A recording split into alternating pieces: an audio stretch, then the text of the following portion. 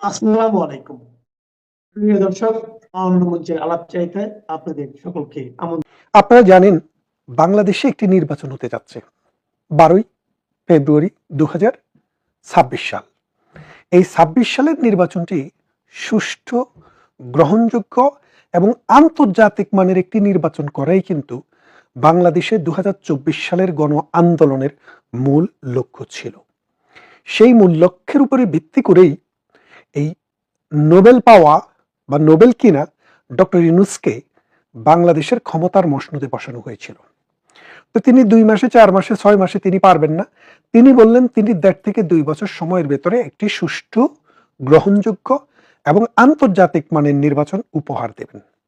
সেই নির্বাচনটি বাংলাদেশে বিগত প্রধানমন্ত্রী শেখ হাসিনা যখন ছিলেন তখন যেরকম নির্বাচন হয়েছে তার চেয়ে অনেক বেশি গ্রহণযোগ্য, অনেক বেশি অংশগ্রহণমূলক, অনেক বেশি আন্তর্জাতিকভাবে স্বীকৃত নির্বাচন হবে। সেই অর্থে, সেই লক্ষ্যে তিনি বহু সংস্কার করলেন, নির্বাচন কমিশনার বদলালেন, ভোটের পদ্ধতি বদলালেন, বিদেশি ভোটকে চালু করলেন, অনলাইনে ভোট দেওয়ার ব্যবস্থা চালু করলেন, নানান কিছু করলেন। কিন্তু এত কিছু করার পরে যে নির্বাচনটি অনুষ্ঠিত হতে যাচ্ছে সেই নির্বাচনটি বাংলাদেশ নয়, শুধু পৃথিবীর সমগ্র সভ্য দুনিয়ার অসভ্যতম, বর্বরতম নির্বাচন হিসেবে ইতিহাসে খ্যাত হবে। কেন খ্যাত হবে দেখেন, আপনারা বলতে পারেন শেখ হাসিনা যখন প্রধানমন্ত্রী ছিলেন, তার যখন ক্ষমতা ছিল তখনও তো তিনি নির্বাচন করেছেন, বিএনপি এবং তার জামাতে ইসলামী সহ তার সমমনা অনেক দলের নির্বাচনে অংশগ্রহণ করেনি। সেটি সত্যি, সেটি মেনে নিয়েই বলছি। সে নির্বাচনগুলো ভালো নির্বাচন ছিল সেটা বলবো না, কিন্তু সেই নির্বাচনে যারা অংশগ্রহণ করেনি তাদের কি নির্বাচনে অংশগ্রহণ করার সুযোগ ছিল কিনা?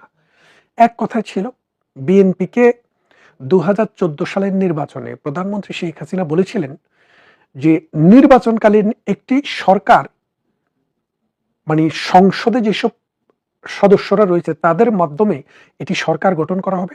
সেই সরকার বিএনপি চাইলে স্বরাষ্ট্র মন্ত্রণালয়টাও তাকে দিয়ে দেওয়া হবে। কিন্তু বিএনপি তারপরেও প্রধানমন্ত্রী শেখ হাসিনার অধীনে নির্বাচন করবে না, অর্থাৎ ঘোর ধরেছিলেন। কিসের ঘোর? যে আমরা প্রধানমন্ত্রী শেখ হাসিনার বিরুদ্ধে অবস্থান নিয়েছি, নির্বাচনটি করব না। তারা নির্বাচনটি করেননি। তারা না করার কারণে তাদের যে অনুসারী জামাতে ইসলামী, সেই জামাতে ইসলামীও করেনি। তার মানেটা কি দাঁড়ালো? সেখানে 530টি স্কুল জ্বালিয়ে দিলেন, অসংখ্য মানুষকে হত্যা করলেন এবং অগ্নিসন্ত্রাসে সারা বাংলাদেশকে অতিষ্ঠ করে তুলেছিলেন। তখন অটো পাস প্রধানমন্ত্রী শেখ হাসিনার প্রার্থীরাই নির্বাচিত হয়ে বাংলাদেশে সরকার গঠন করলেন। সেই নির্বাচনটি একমুখী নির্বাচন ছিল, বিকজ অন্য দুটি দল নির্বাচনে অংশগ্রহণ করেনি। মনে রাখেন কথাটা এখানে, যে তাদের কিন্তু নির্বাচনে অংশগ্রহণ করার ক্ষেত্রে কোনো রকমের বাধা ছিল না, অর্থাৎ তাদেরকে কেউ ব্যান করে দেয়নি। ধরেন দুটি দল ফুটবল খেলবে, একটি দল যদি না আসে, নিয়ম মোতাবেক অন্য দলকে আপনি 3 নাম্বার দিয়ে দিবেন, 3টা পয়েন্ট দিয়ে দিবেন। এটা কিন্তু আন্তর্জাতিকভাবে পৃথিবীতে গ্রহণযোগ্য। কিন্তু অন্যদিকে একটি দলকে আপনি মাঠের যে পিলার আছে পিলারের সাথে বেঁধে রাখলেন, আরেকটি দলকে বললেন তুমি গোল দিয়ে আসো। এটা পৃথিবী দেখেনি, পৃথিবীতে কখনো হয়নি, অতীতে হয়নি, ভবিষ্যতেও হবে সেটা আমরা বিশ্বাস করি না। কিন্তু বাংলাদেশে এবারে নির্বাচনে যেটা হচ্ছে, এটা হচ্ছে এক দলকে বেঁধে রেখে আর বাকি দলগুলোকে ছেড়ে দেওয়া। এখন কোন দলটাকে বেঁধে রাখলেন? যে দলটি বাংলাদেশ স্বাধীন করেছে, যেই দলটির নেতৃত্বে বাংলাদেশের স্বাধীনতা এসছে, যে দলটি বাংলাদেশের বিগত 53 বছরের যদি রাজনৈতিক ইতিহাসকে একটু ঘেঁটে দেখেন, তাহলে দেখবেন বাংলাদেশকে বদলানোর মতো যে বড় বড় যত ঘটনা ঘটছে এই দলের হাত দিয়ে হয়েছে।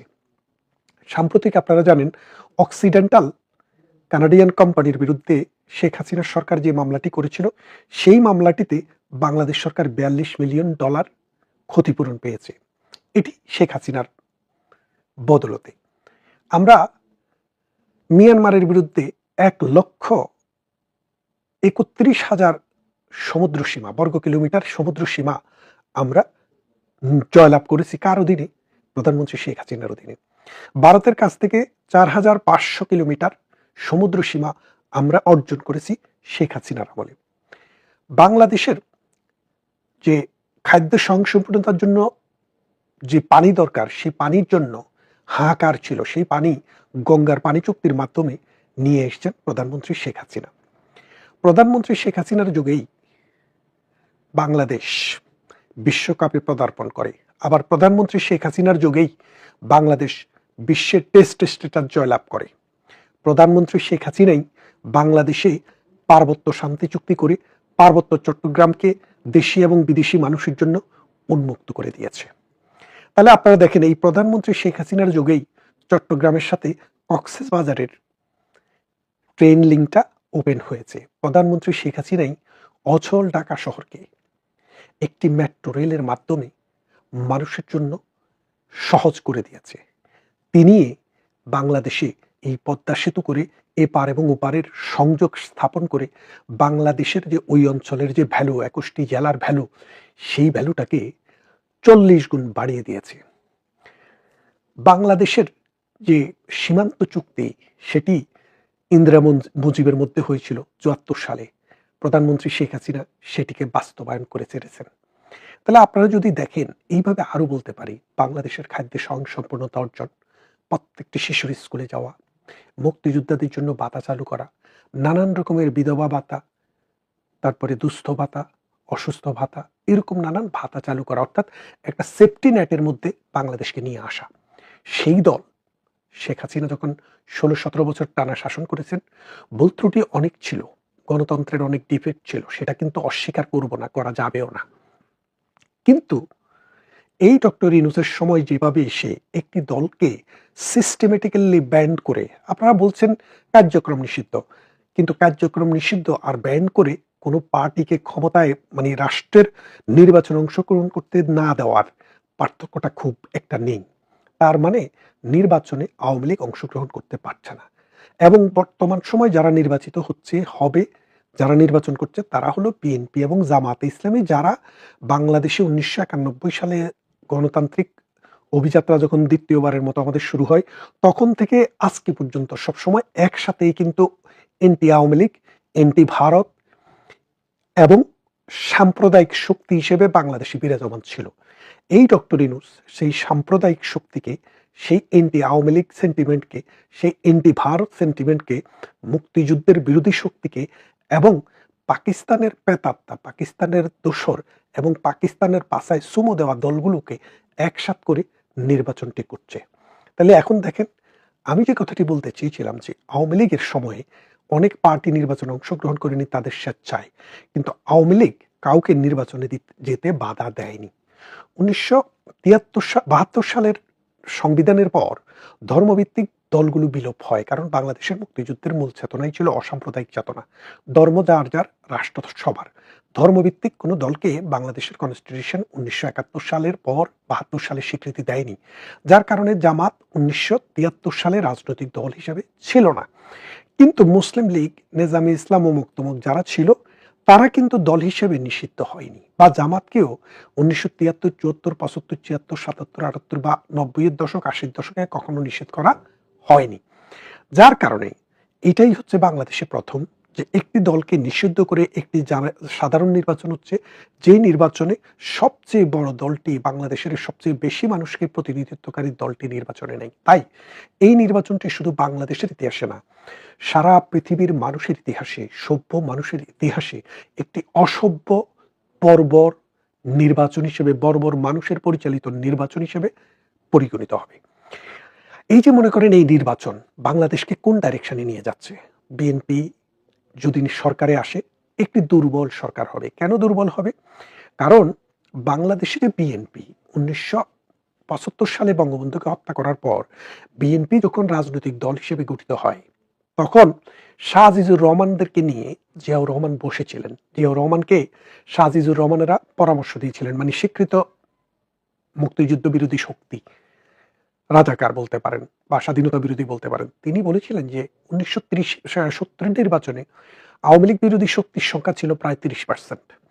তো এই 30%কে নিয়েই কিন্তু বিএনপির যাত্রা শুরু, অর্থাৎ যারা স্বাধীনতা বিরোধী, আওয়ামী লীগ বিরোধী এবং ভারত যে আমাদের মুক্তিযুদ্ধে সহযোগিতা করেছে তার বিরোধী, এবং বাংলাদেশ যে পাকিস্তান থেকে ধর্মভিত্তিক রাষ্ট্র থেকে বেরিয়ে একটি প্লুরালিস্টিক রাষ্ট্র হয়েছে সেটার বিরোধী, তাদেরই একটা সম্মিলিত রূপ ছিল বিএনপি। তো জিয়াউর রহমানের যতদিন ছিলেন ক্ষমতায় ততদিন তার অধীনেই সে বাংলাদেশ বিরোধী, মুক্তিযুদ্ধ বিরোধী, স্বাধীনতা বিরোধী, পাকিস্তানপন্থী, ভারত বিরোধী, অসাম্প্রদায়িক চেতনার বিরোধী মানুষগুলো একটা প্ল্যাটফর্মে ছিল, সেটা ছিল জিয়াউর রহমানের নেতৃত্বে। তারপরে জিয়াউর রহমানের মৃত্যুর পর সেটা চলে যায় এরশাদের কাছে। এরশাদ ও মশিউর রহমান যাদব এদেরকে নিয়ে সে একই কাজ করেছে। এরশাদের ক্যাবিনেটের 90% মন্ত্রী ছিল জিয়াউর রহমানের মন্ত্রী। পরবর্তীতে এরশাদের পতনের পর 91 সালে খালেদা জিয়া যখন ক্ষমতায় আসেন জামাতকে নিয়ে, খেয়াল করেন 1991 সালে খালেদা জিয়ার সরকার কিন্তু জামাতের কোয়ালিশন। তো জামাতকে নিয়ে আসার পর এই নেতৃত্ব আবার বিএনপির কাছে চলে আসে। এই 24-এর আন্দোলনের পর বিএনপির থেকে জামাত মনে করলো খালেদা জিয়া মারা গেল, খালেদা জিয়া অসুস্থ ছিল, এখন জামাতে নিজেদেরকে এনটি আওয়ামী লীগ, পাকিস্তানপন্থী, বাংলাদেশ বিরোধী, মুক্তিযুদ্ধ বিরোধী, অসাম্প্রদায়িক চেতনা বিরোধী, ভারত বিরোধী যে শক্তি, এই শক্তির নেতৃত্ব তারা দিচ্ছে। তাই বিএনপির নেতৃত্ব এবং জামাতের নেতৃত্ব একই দিকে তাদের মুখ। সুতরাং যেহেতু একই দিকে, পশ্চিমের দিকে, পশ্চিম বলতে ওই পশ্চিম পাকিস্তানের দিকে মুখ, সেই দলটি যখন ক্ষমতায় আসবে তাহলে বিএনপির লোকদের যে একটা বড় অংশ জামাতে থাকবে। তাই এই দলটি হবে খুবই দুর্বল সরকার। জামাতের মত এবং কথার বিরুদ্ধে যাওয়ারদের কোনো শক্তি থাকবে না। অন্যদিকে জামাত যদি ক্ষমতায় আসে তাহলে বাংলাদেশটিকে অসাম্প্রদায়িক চেতনা থেকে বের করে এনে পাকিস্তানের চেতনায় একটি ইসলামিক রাষ্ট্র করবে, যেখানে নারীরা বর্জিত হবে। কারণ আপনারা দেখেন জামাতে ইসলামী যে পরিমাণ মানুষকে নমিনেশন দিয়েছে, যে 200টি আসন বা 300টি আসনের মধ্যে একটি আসনেও একজন নারীকেও তারা নমিনেশন দেয়নি। তার মানে নারী বিদ্বেষটা কি চরম পর্যায়ে আছে। বাংলাদেশে জামাতে একজন নারীও পাওয়া যায়নি যারা ভোটে করার যোগ্য। তাহলে ভবিষ্যতে কি হচ্ছে, তারা বলছে নারীদের ওয়ার্কিং আওয়ার কমিয়ে দিবে। এখন দেখেন বাংলাদেশে প্রাইভেট সেক্টরে যদি আপনি যান, যেখানে মানুষের কাজ করতে হয়, সেখানে পুরুষের চাইতে নারীর উপস্থিতি 3 ভাগের 1 ভাগ। এখন নারীকে যদি ওয়ার্কিং আওয়ার কমিয়ে দিয়ে সমান বেতন দিতে হয়, সেটা 10 ভাগের 1 ভাগ হয়ে যাবে। অর্থাৎ প্রাইভেট সেক্টরের লোকেরা নারীদেরকে আর কাজে নিবে না। এর ফলে কি হবে, যে নারী আস্তে আস্তে go back to the kitchen. এই নীতিতে এই জামাতে ইসলামী বাংলাদেশকে চালাবে। এবং আল জাজিরের সাথে তার যে সাক্ষাৎকার জামাত প্রদানের, সেটি আপনি যদি একটু খেয়াল করে দেখেন, একদম ক্লিয়ারলি উনি বলেছেন নারীদেরকে যেভাবে গঠন করা হয়েছে, নারীদের যে বুদ্ধি, সেটা নারীরা সন্তান উৎপাদন এবং ঘর সামলানোটাই তাদের জন্য শ্রেয়। আফগানিস্তান আপনারা দেখেছেন, আফগানিস্তানও আমরা দেখেছি, আমরা ইরান দেখেছি, আমরা দেখেছি এই সিরিয়া, আমরা দেখেছি ইয়েমেন, আমরা দেখেছি আলজেরিয়া। এই রাষ্ট্রগুলোতে ইসলাম ধর্মের ভিত্তিতে রাষ্ট্র পরিচালনার যেসব রাজনৈতিক দলরা এসছে, তারা রাষ্ট্রগুলোকে হাতে হারিকেন ধরিয়ে দিয়েছে। এই জনবহুল বাংলাদেশটিও আস্তে আস্তে সেদিকেই আগাবে যদি জামাত ক্ষমতায় আসে। আমরা মনে করি এখনই সময়, এখনই সুযোগ ডক্টর ইউনূসকে না বলে এই রকম নির্বাচন বর্জন করি। পৃথিবীর মানুষের কাছে যেন এটি একটি নোংরা, নিকৃষ্টতম নির্বাচন হিসাবে থেকে যায়। প্রিয় দর্শক, হীরক রাজার দেশের গল্পের মতোই একখণ্ড গল্প আমাদের আমি একটু আপনাদের সামনে তুলে ধরতে চাই। এটি কেবল গল্পই নয়, নিঃসন্দেহে এর সঙ্গে যুক্তরাষ্ট্রের বোয়িং কেনা থেকে শুরু করে আগামী নির্বাচন, পাশাপাশি পশ্চিমা স্বার্থ সহ অবশ্যই ডক্টর ইউনূস সরকারের স্বার্থ অঙ্গাঙ্গিভাবে জড়িয়ে রয়েছে। একই সঙ্গে একটু মনে করিয়ে দিই, এর সঙ্গে আরও জড়িয়ে রয়েছে এর আগে যে প্রশ্নটি আমি তুলেছিলাম, গৃহকর্মী নির্যাতনের অভিযোগে বিমানের এমডি মিস্টার শাফিকুর রহমানকে তার স্ত্রী সহ যে আটক করা হলো, হঠাৎ করে কি এমন এই দেশে আইনের শাসন স্থাপিত হলো যে গৃহকর্মী নির্যাতনের অভিযোগে বিমানের এমডিকে গ্রেপ্তার করা হলো এবং তার চুক্তিভিত্তিক নিয়োগ বাতিল করা হয়েছে গতকাল। গৃহকর্মীকে যেভাবে নির্যাতন করা হয়েছে, নিঃসন্দেহে সেটি অমানবিক যদি সত্য হয়ে থাকে, এবং অবশ্যই সেটি বিচার আমরা চাই। কিন্তু এই দেশে তো আমরা বড় বড় হত্যাকাণ্ডের সাথে জড়িত যারা, তাদেরকে আটক করা হচ্ছিল, প্রকৃত যারা হত্যাকারী, সেখানে গৃহকর্মী নির্যাতনের অভিযোগে বিমানের এমডিকে আটক করা হলো, যে ব্যক্তি কিনা সরকারের এত কাছের লোক, তার নিয়োগও হয়েছিল 2024-এর 5 আগস্ট আন্দোলনের বা অভ্যুত্থানের পরে, সম্ভবত অক্টোবরের দিকে। কেন তাকে ঝেঁটিয়ে বিদায় করা হলো? যাই হোক, আমি এই গল্পটি বলতে চাচ্ছি একই বিষয়ে দুটি পত্রিকার দুটি রিপোর্ট একসঙ্গে করে এখানে আমার খুব বেশি মন্তব্য করার কিছু নেই, আমি শুধু একটু পরম্পরায় সাজিয়েছি, আপনাদের সঙ্গে তুলে ধরছি, আপনারা নিজেরাই বুঝতে পারবেন কি হতে যাচ্ছে, কি হচ্ছে ভয়ঙ্করভাবে। দ্য ডেইলি স্টারের আজকের পত্রিকার প্রথম পাতার একটা lead news, Lord of the wings. খবরটি হচ্ছে বেসামরিক বিমান চলাচল ও বাণিজ্য বিষয়ক উপদেষ্টা শেখ বশির উদ্দিনের প্রভাব বিস্তারের কথা। আরেকটি রিপোর্ট হচ্ছে বাংলা আউটলুকের, যেটি আরো কয়েকদিন আগেই প্রকাশিত হয়েছে, জুলকারনাইন সায়েরের করা প্রতিবেদন। তার শিরোনাম হচ্ছে ব্যক্তি স্বার্থ নাকি দেশের স্বার্থ, বোয়িং থেকে এয়ারপোর্টের মাটি সবকিছুতেই কালো ছায়া। ডেইলি স্টারের প্রতিবেদনে বলা হচ্ছে, আমি অংশ বিশেষ আপনাদের সামনে একটু সাজিয়ে তুলে ধরছি। অন্তর্বর্তীকালীন সরকারের উপদেষ্টা শেখ বশির উদ্দিনের মালিকানাধীন আকিজ বশির গ্রুপ এভিয়েশন ব্যবসা করতে চায়। 24শে নভেম্বরে শেখ বশির উদ্দিনকে বাণিজ্য উপদেষ্টা হিসেবে নিয়োগ দেওয়া হলো। নিয়োগ পাওয়ার পর তিনি এভিয়েশন ব্যবসা করার জন্য ট্রেড লাইসেন্স নিয়েছেন। 2025 সালের মার্চের শুরুতে আকিজ বশির গ্রুপ বেবিচক অর্থাৎ বেসামরিক বিমান চলাচল কর্তৃপক্ষের চেয়ারম্যানের কাছে এভিয়েশন ব্যবসা করার জন্য একটি অভিপ্রায় পত্র জমা দেয়। তখন কিন্তু চেয়ারম্যান আর একজন। আচ্ছা, সেখানে তার প্রতিষ্ঠান B2 ক্যাটাগরির হেলিকপ্টার ভিত্তিক একটি এয়ারলাইন্স তৈরির পরিকল্পনা জানায়। বেবিচক থেকে নির্দেশনা পাওয়ার পর 11 মার্চ ঢাকা উত্তর সিটি কর্পোরেশন থেকে তিনি ট্রেড লাইসেন্স নেন, অর্থাৎ আমাদের বাণিজ্য উপদেষ্টা শেখ বশির উদ্দিন, এবং একই সঙ্গে বিমান মন্ত্রণালয়ের দায়িত্বে। এতে ব্যবসার ধরন হিসেবে উল্লেখ করা হয় কি আমদানি, এভিয়েশন সার্ভিস এবং রপ্তানি গেল। এরপর বেবিচক চেয়ারম্যানের কাছে আকিজ বশির এভিয়েশন লিমিটেডের নামে এভিয়েশন ব্যবসা প্রতিষ্ঠান করতে অনাপত্তিপত্র চেয়ে আবেদন জানানো হয়। পরের মাসে এপ্রিলে শেখ বশির উদ্দিন বাণিজ্য মন্ত্রণালয়ের পাশাপাশি বেসামরিক বিমান চলাচল ও পর্যটন মন্ত্রণালয়ের দায়িত্ব পান। বশির উদ্দিন, খেয়াল করুন বিষয়টি, একটু ভালো করে খেয়াল করতে হবে। তার কয়েক মাস পর বিমান বাংলাদেশ এয়ারলাইন্সের চেয়ারম্যান পদে আসীন হন তিনি। কি দারুণ! চেয়ারম্যানের কাছে তার ব্যবসা প্রতিষ্ঠান এভিয়েশন ব্যবসা করার জন্য আবেদন করলো, সেই প্রতিষ্ঠানেরই চেয়ারম্যান হলেন তিনি, হোয়ারাজ তিনি একই সঙ্গে ওই মন্ত্রণালয়ের মন্ত্রীর দায়িত্বে। আচ্ছা, আকিজ বশির এভিয়েশনের লাইসেন্স আবেদনটি এখন সেই প্রতিষ্ঠানের কাছেই চূড়ান্ত যাচাই বাছাইয়ে আছে, যার নিয়ন্ত্রণ সবকিছুই শেখ বশির উদ্দিনের কাছে। এবং ডেইলি স্টারে বলা হচ্ছে সরকারের শেষ মুহূর্তে তাড়াহুড়া করে বোয়িং কেনার মতো চুক্তির সিদ্ধান্ত নেওয়ার বিষয়ে প্রশ্ন দেখা দিয়েছে। এখন বাংলা আউটলুকের শিরোনাম কি? বাংলা আউটলুকে কি বলা হচ্ছে?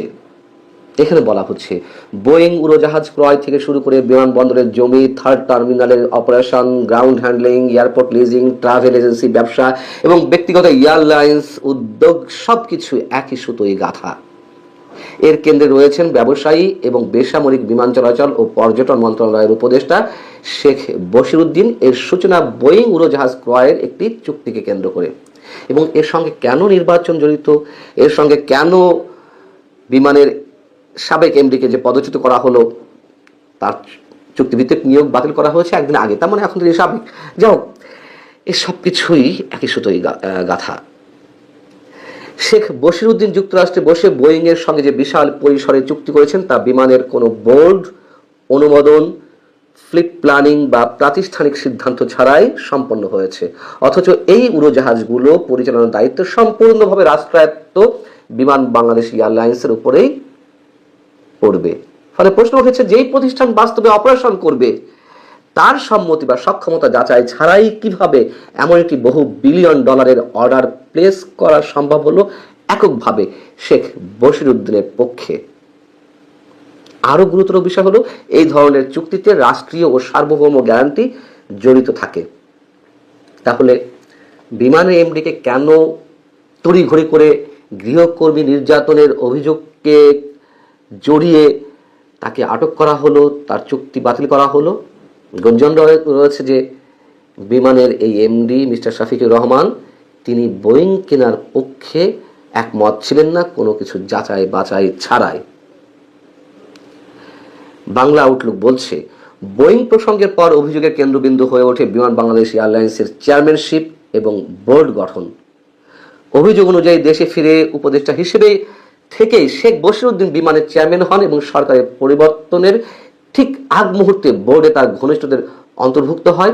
এর ফলে বিমানের সিদ্ধান্ত কাঠামো কার্যত একক প্রভাবের আওতায় চলে আসে। বশিরউদ্দিনের ঘনিষ্ঠদের কাদের নিয়োগ দেওয়া হয় সেটিও আমরা জানি। মাত্র কয়েকদিন আগে, মাসখানেক আগে বিমান বাংলাদেশ এয়ারলাইন্সের পরিচালক হিসেবে নিয়োগ দেওয়া হলো, সে কথাও আমি আপনাদের জানিয়েছি। নিরাপত্তা উপদেষ্টা ডক্টর খলিলুর রহমান পরিচালক হিসেবে নিয়োগ পেলেন। নির্বাচন কমিশনের সচিব, যার ধ্যানে জ্ঞানে নির্বাচন অনুষ্ঠানের বিষয়গুলো মাথায় খেলার কথা, কয়েকদিন পরেই যে নির্বাচন, সেই নির্বাচন কমিশনের সচিব এবং ডক্টর মোহাম্মদ ইউনূসের একজন বিশেষ সহকারীকে বিমান বাংলাদেশ এয়ারলাইন্সের পরিচালক হিসেবে নিয়োগ দেওয়া হলো। তখন থেকেই প্রশ্ন তুলেছি, কেন নির্বাচনের মাত্র কয়েকদিন আগে এদেরকে নিয়োগ দেওয়া হলো? তাও এই যে শেখ বশিরউদ্দিন, যিনি বিমান মন্ত্রণালয়ের উপদেষ্টা, বাণিজ্য মন্ত্রণালয়ের নিজে উপদেষ্টা, তিনি উপদেষ্টা বা মন্ত্রী পদমর্যাদার ব্যক্তি হয়ে কিভাবে একটি সংস্থার চেয়ারম্যান হন? ঠিক একইভাবে ডক্টর খলিলুর রহমান কিভাবে উপদেষ্টা হয়ে একটা প্রতিষ্ঠানের পরিচালক হন? হীরক রাজা দেশের গল্পের মতো না, নাকি তার চেয়েও হার মানায়? বাংলা আউটলুক বলছে, একটি বিদেশি বা তৃতীয় পক্ষকে থার্ড টার্মিনালের অপারেশন ও গ্রাউন্ড হ্যান্ডেলিং এর ঢোকানোর পরিকল্পনা ছিল একটা তৃতীয় পক্ষকে। সেই তৃতীয় পক্ষের সঙ্গে শেখ বশিরউদ্দিনের প্রত্যক্ষ বা পরোক্ষ স্বার্থ জড়িত রয়েছে। এখানেই কনফ্লিক্ট অফ ইন্টারেস্টের প্রশ্নটি সামনে আসে এবং আমি মনে করি যুক্তরাষ্ট্র থেকে যে 14টি বোয়িং কেনার সিদ্ধান্ত হয়েছে হাজার হাজার কোটি টাকার বিনিময়ে, এবং সেই বোয়িং কেনা হচ্ছে আবার শুল্ক চুক্তি অনুযায়ী শুল্ক কমিয়ে আনার লক্ষ্যে এইসব অজুহাত দাঁড় করানো হচ্ছে। এর সাথে আরো যে বিষয়গুলো ঘটছে, বন্দর বিদেশি কোম্পানি ডিপি ওয়ার্ল্ডের হাতে তুলে দেওয়া চট্টগ্রাম বন্দরের নিউ মুরিং কন্টেইনার টার্মিনাল, অস্ত্র কারখানা, বিভিন্ন রাষ্ট্রের সঙ্গে অস্ত্র চুক্তি, এর সবকিছুই একসূত্রে গাথা। শুধু ডেইলি স্টার এবং বাংলা আউটলুক